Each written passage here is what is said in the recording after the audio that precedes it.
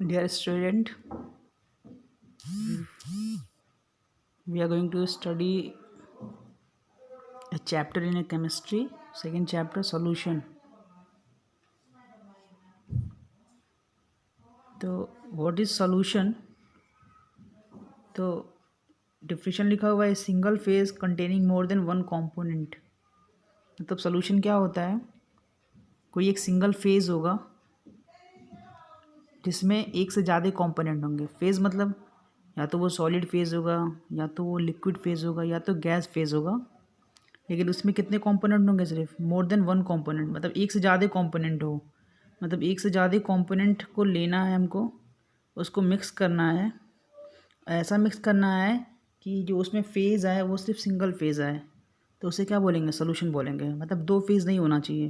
जैसे अगर हम सैंड और वाटर को मिक्स करते हैं तो उसमें दो फेज़ मिलेगा। सैंड कभी मिक्स नहीं होगा वाटर में, तो सॉलिड फेज़ में मेंटेन रहेगा, और वाटर तो लिक्विड फेज़ में है। लेकिन अगर हम शुगर और वाटर लेते हैं तो शुगर और वाटर मिक्स करके एक ही फेज़ मिलेगा, और हम लोग शुगर और वाटर को डिस्टिंग्विश नहीं कर पाएंगे।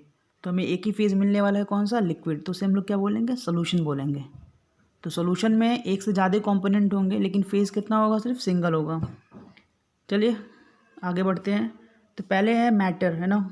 सब लोग पढ़े होंगे मैटर के बारे में पहले, कि anything that have the mass and occupy space. जिसके पास मास होता है और स्पेस ऑक्यूपाई करता है उसे हम लोग क्या बोलते हैं? मैटर। इसमें कुछ बताना नहीं है। इसको दो पार्ट में डिवाइड किया गया है फर्दर, एक प्योर में और एक मिक्सचर में। प्योर जो प्योर है, जिसको डिस्टिंग्विश नहीं कर सकते हैं। चलते हैं आगे।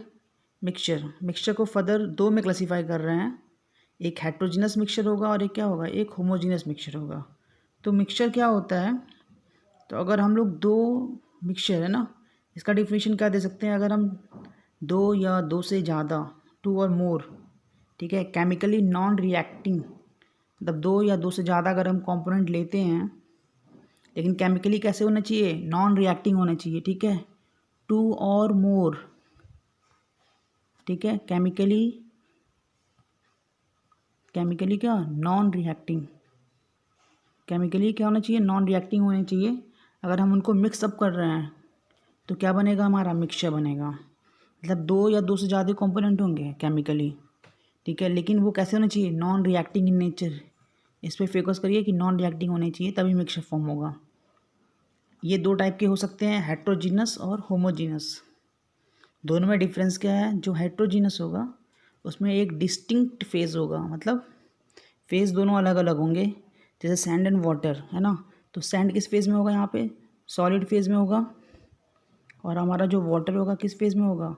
लिक्विड फेज में होगा। तो दो अलग अलग फेज मिल रहा है, इसीलिए क्या कर रहा है? Have distinct phase. मतलब डिस्टिंक्ट मतलब अलग अलग फेज होगा। होमोजीनियस में क्या होने वाला है? सिंगल फेज, एक ही फेज मिलेगा। जैसे शुगर एंड वाटर, सबको मिक्स कर दो। ये पहले कैसा था? सॉलिड स्टेट में था। ये कैसा था? लिक्विड स्टेट में था। दोनों को मिक्स किए, क्या बना? सिरप बना। सिरप कैसा स्टेट है? लिक्विड स्टेट है। क्या इसमें चीनी पता चल रहा है? नहीं पता चल रहा। तो ये कैसा है? ये होमोजीनियस मिक्सचर है हमारा। इतना समझ में आ गया बच्चे? चलिए next, what is the characteristics of solution.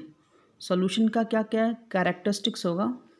पहला क्या है कि सॉल्यूशन जो होगा वो होमोजीनियस नेचर का होगा। मतलब कोई भी सॉल्यूशन होगा उसका नेचर कैसा होने वाला है? होमोजीनियस होने वाला है। सेकंड क्या है? एब्सेंस ऑफ सेटलिंग, ठीक है। इसमें ऐसा नहीं है कि जैसे हम लोग सैंड को वाटर में मिक्स करते हैं तो सैंड सेटल डाउन कर जाता है। तो हम शुगर को अगर हम मिक्स करते हैं वाटर में तो क्या सेटल डाउन करता है? शुगर नहीं करता है। तो क्या कह रहे हैं? Absence of settling. इसमें सेटलिंग नहीं होगा, मतलब शुगर सेटल डाउन नहीं करेगा, एक फेज मेंटेन रहेगा। कभी भी दो फेज डिस्टिंक्ट नहीं होने वाले यहाँ पे। नेक्स्ट है सोल्यूशन। सोल्यूशन को फर्दर हम लोग क्या किए हैं? सोल्यूशन में दो कंपोनेंट है, सॉल्यूट होता है और क्या होता है? सॉल्वेंट होता है। यहाँ सोल्यूशन को क्लासीफाई किए हैं तीन पार्ट में। कुछ सोल्यूशन को बाइनरी सोल्यूशन बोल सकते हैं, टर्शियरी सोल्यूशन या क्वाaternary सोल्यूशन। बाइनरी सोल्यूशन कब बोलेंगे? जब वो सोल्यूशन किससे बना होगा? सिर्फ कंपोज्ड ऑफ टू कंपोनेंट, दो कंपोनेंट से मिलके बना है अगर, तो उसे बाइनरी सोल्यूशन बोलेंगे। अगर ये तीन कंपोनेंट से मिलके बने हुए तो टर्शियरी। मतलब तीन सोल्यूशन कैसे बनेगा? जैसे टू सोल्यूशन में एग्जांपल ले सकते हैं, मान लीजिए आपने शुगर लिया है, शुगर में क्या ऐड कर दिया आप, वाटर ऐड कर दिए, तो ये जो बन के आ रहा है ये कैसा है, बाइंडरी सॉल्यूशन है। लेकिन टर्शरी में क्या एग्जांपल है, आपने शुगर ले लिया है, आपने इसी में सॉल्ट भी मिक्स कर दिया, आपने इसी में वाटर भी मिक्स कर दिया, यहाँ पे कितने कंपोनेंट है, 3 कंपोनेंट है, तो ये क्या है, टर्शरी है। उसी तरह क्वाटरनरी में क्या है, आपने 4 कंपोनेंट को मिक्स करना है, कितने कंपोनेंट को, 4 कंपोनेंट को मिक्स करेंगे तो क्वाटरनरी सॉल्यूशन है।